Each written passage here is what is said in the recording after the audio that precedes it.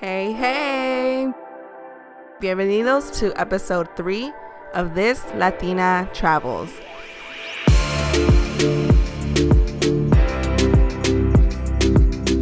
Today we'll be talking about my travels to the middle of the world.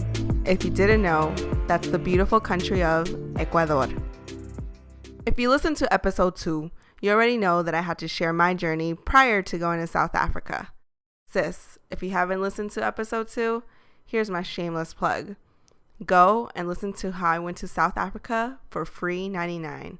Yep, absolutely free. So you already know I have a story to share with you about my journey to Ecuador. So here goes. I was finishing my first year in graduate school. Shout out to all my public health majors.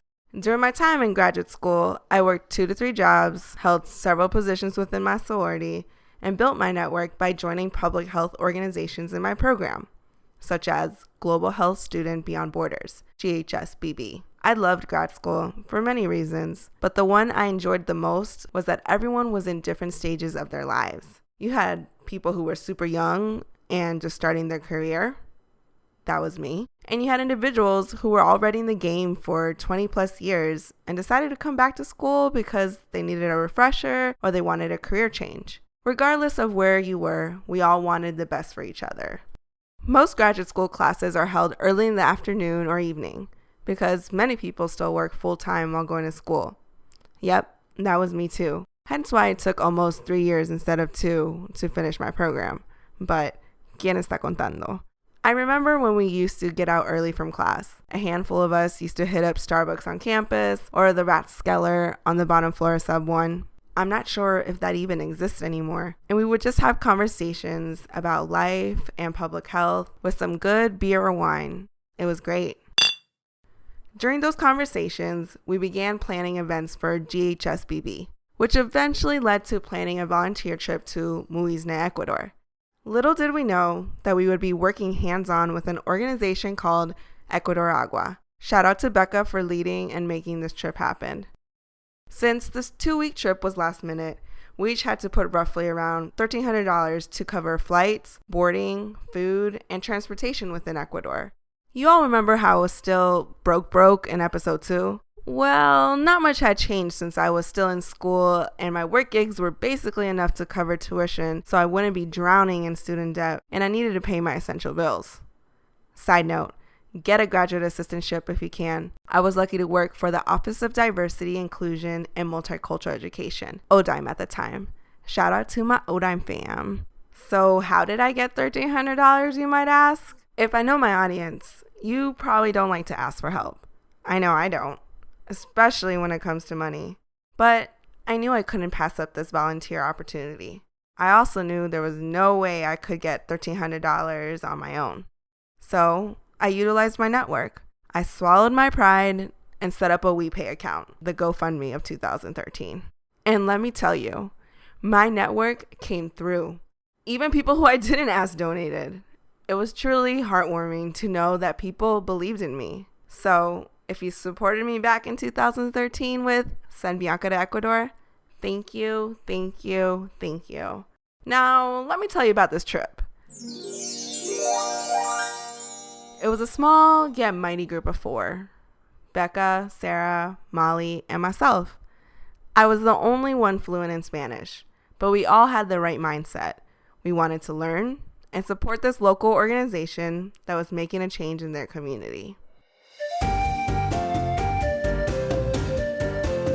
Our journey started in Quito, the capital of Ecuador. Becca actually had family there, and we ended up staying with them for 2 nights. During our time in Quito, we were able to visit La Mitad del Mundo, or the Middle of the World Monument, where you could stand on the equatorial line that connects the northern and southern hemispheres, just like my cover picture for this episode. And walking distance from the monument is the Itinian Solar Museum. They proudly advertise themselves as the home of the true equator. I didn't know this back then, but the Mitad del Mundo equator line is actually a bit off.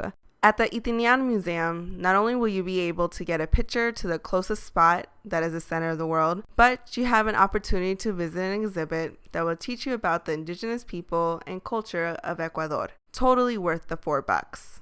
The volunteer organization was located in a town called Muisne, a little fisherman's town right along the coast. The bus ride from Quito was 7 hours and let's just say it was a long trip. When we arrived in town, you could immediately tell that everyone knew each other. Since Muisne is relatively small, there weren't any taxis at the station. Instead, there were bicycle taxis. Thankfully, we all packed light, so we decided to just walk to our hostel, which was approximately 10 to 15 minutes away. Since it was just 4 of us, we ended up staying in a pretty decent sized room with 1 bathroom. Immediately, I noticed the bed nets hanging over each bed. Side note, my current scope of work focuses on arboviral illnesses like dengue, chikungunya, and Zika, which are all caused by mosquitoes. So when you travel, make sure you have bug repellent and sleep inside these bed nets.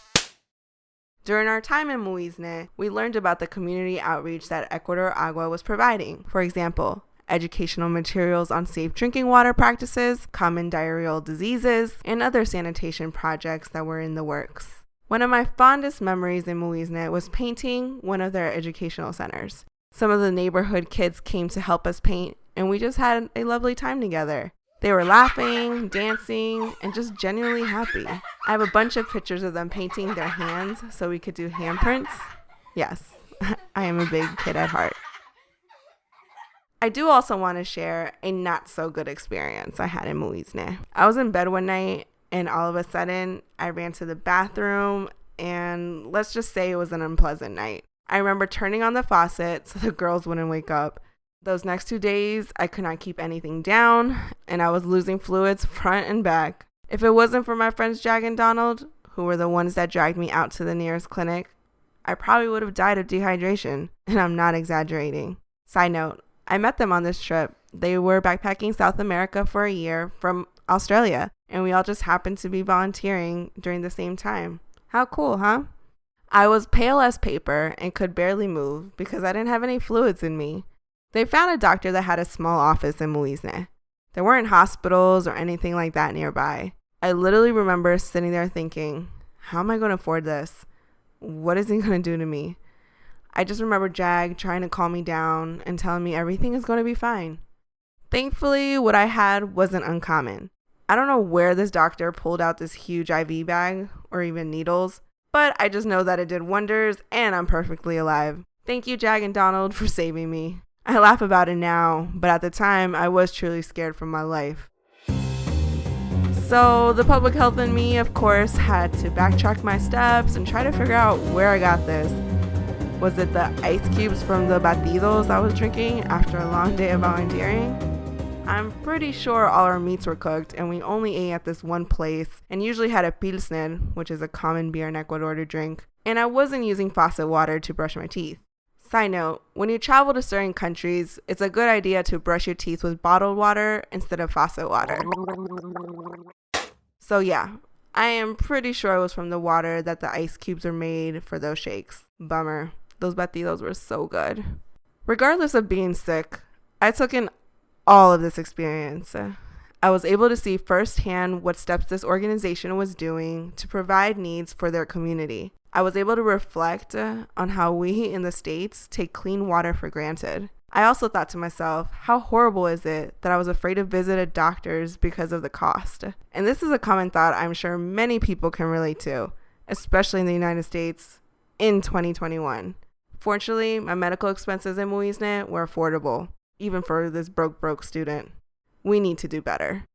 Although the main purpose of this trip was volunteer work, I do want to highlight and recap my favorite adventures. Number 1, I stood in the middle of the world. That's not something you get to do every day. Number 2, took a cable car up the Volcán Ruca Pichincha.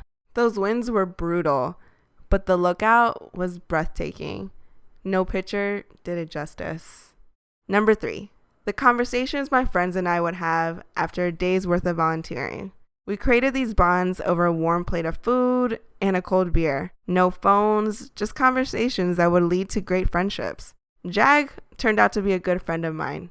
I was finally able to visit her in Australia in 2019, but you will have to wait for my Australia episode to get more details about that mate. Just know that Thunder from Down Under is totally a made-up saying from Vegas. With that, I leave you. Until next time, mi gente, don't forget to leave me a rating, a comment, but most importantly, subscribe and share this with a friend. Feel free to contact me if you have any questions via email at thislatinaTravels@gmail.com or my Instagram at thislatinaTravels. I hope you're ready for this journey because I sure can't wait to tell you more about why this Latina travels.